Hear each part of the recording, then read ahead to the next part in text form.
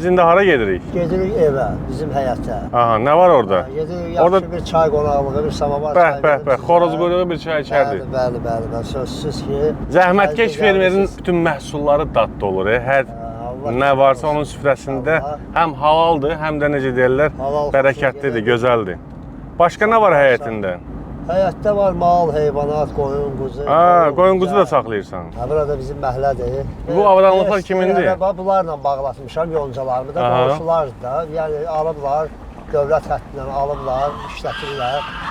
İşlərimizə yarayır da, presidə. Dövlət dəstək verir hər şeyə, fermerin yanındadır. Dəstək verir, düşün. Subsidiya alırsan, Subsidiya alıram, dərmanını alıram. Əla. Pulunu alıram.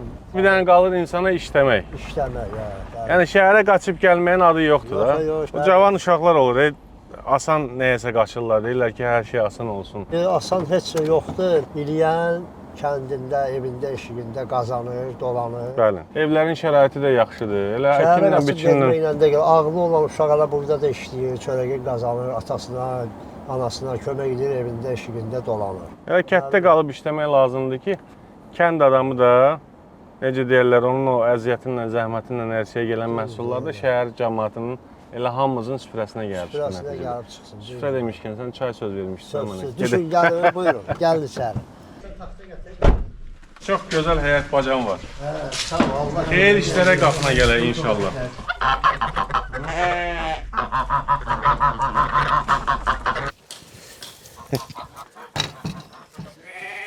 Necə deyirlər onu? Dırnağı bərk olsun, hə? Hə, bəli. Sən də işləməyə gəlmişsən, ged onda ot gətir. Xoşum gəldi.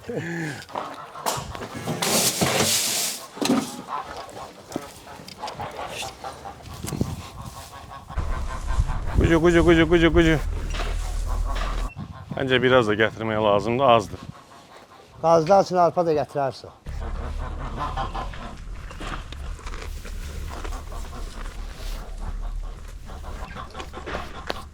Çık.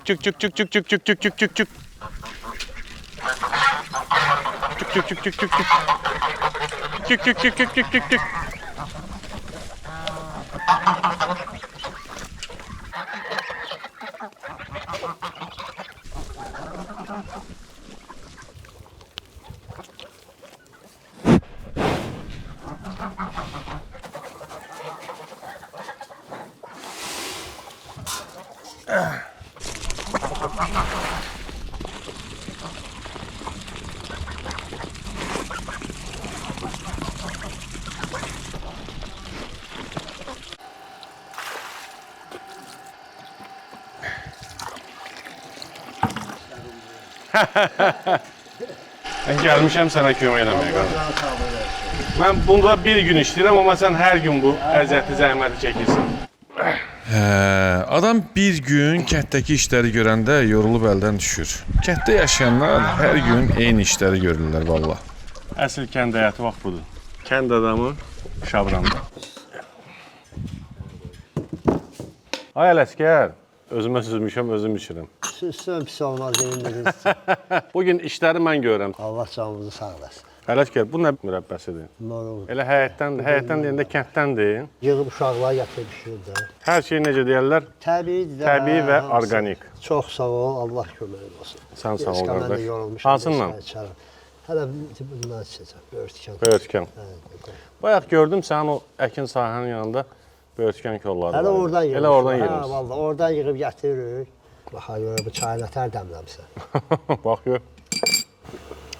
Yox, həqiqətən qəşəng. Qəşəngdir. Allah'ım. Bir də nə vaxt gələrsiniz inşallah? Mən kənd adamıyam da, ay Ələskər. Bir də gördüm bu istiqamətə yolum bir də düşdü. Haçan gəlsin, qapımız açıqdır.